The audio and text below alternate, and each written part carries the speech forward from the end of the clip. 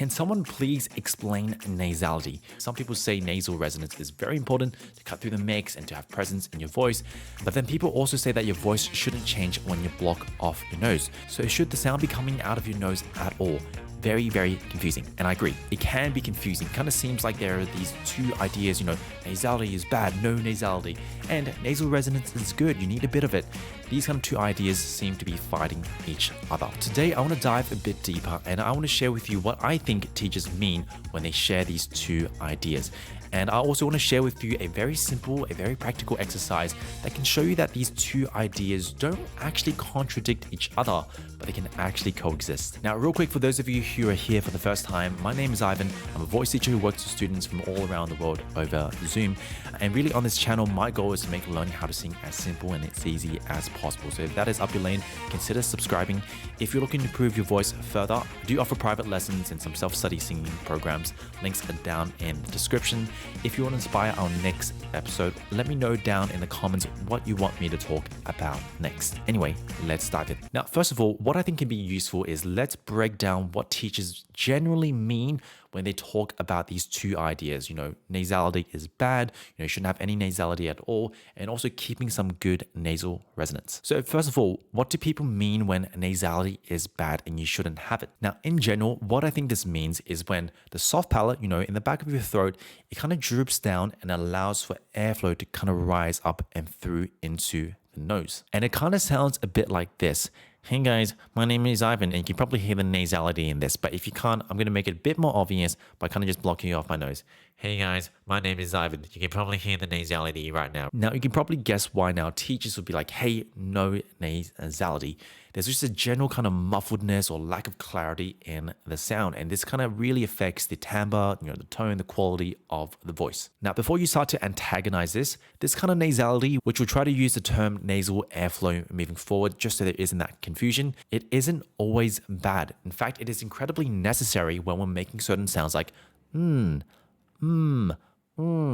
M, NGs. Those kind of sounds need to have that nasality. Otherwise, we won't be able to articulate them. Now, the problem is more when we start to color our general tone or our vowels, our consonants that don't need to be nasal, when we color them with nasality unintentionally, which gives us that overall kind of muffled quality in the voice. Okay, so then why do people talk about this concept of nasal resonance and why is it a good thing for the voice? Now, from personal experience, teaching my own kind of personal anecdotes, I think this generally refers to a perception of like buzz or a resonance somewhere up and forward, right? Somewhere behind the eyes, around the nose bridge, up and forward. Some people kind of use the term mask, but something happening there. Now, why is this good? From personal experience, once again, I find this really correlates to a certain level of freedom that you can experience in the voice.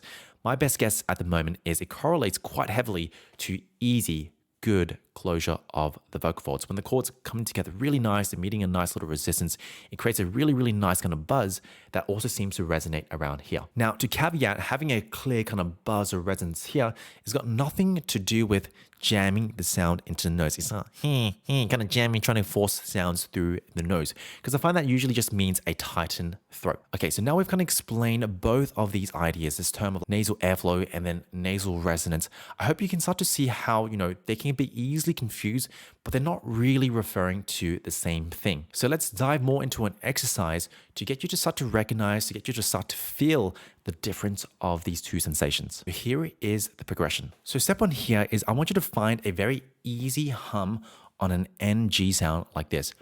I'm just kind of blowing air and getting this easy hum going. Now, what I'm noticing here is two things. There is this feeling of nasal airflow. The airflow is definitely coming out of my nose because my mouth is literally blocked off by my tongue. But at the same time, I notice there's a general kind of buzzing of the voice around here. And this is going to bring us to step two, which is we're going to try to drop the tongue and open up to an R vowel. Now, all I'm doing here is I'm just gently dropping the tongue, but I'm trying to keep that same general feeling, because here in step 3, what we're going to do here is we're going to go in and out of these sounds. And I just want you to observe, I want you to compare, I want you to notice.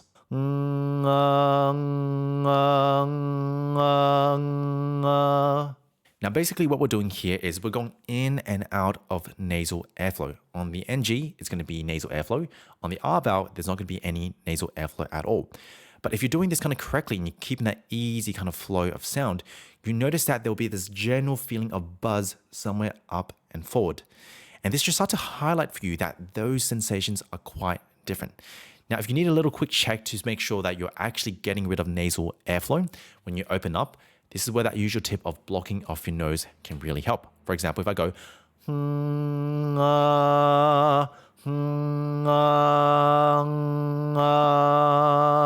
notice as I'm kind of blocking off my nose, yes, there is a general sensation of the buzz somewhere up here, but the sound doesn't muffled like what we had at the beginning of this lesson. Hey guys, my name is Ivan. You can probably hear the nasality right now. So anyway, that is all. This is my best explanation of what nasality is at the moment and why there is so much confusion. So if this was useful, please share this with a friend or a family. This really, really helps grow the podcast, or leaving a 5-star review on this podcast really, really means the world to me. If you're looking to further your singing and you'd like to work with me, links down in the description once again. Apart from that, I'll see you next week. Take care.